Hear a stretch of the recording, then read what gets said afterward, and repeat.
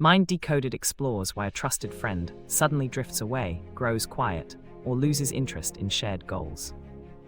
Often cognitive overload, microstress, or perceived threat triggers protective withdrawal before emotions escalate, preserving safety in daily conversations. Another driver is the fear of confrontation, where silence buys time to organize thoughts and avoid impulsive reactions. Shift happens when people reframe perceived failure as feedback, enabling a strategic pause rather than a personal standstill. Practical mindset moves include labeling emotions, setting small portable goals, and inviting curiosity about others to rebuild trust.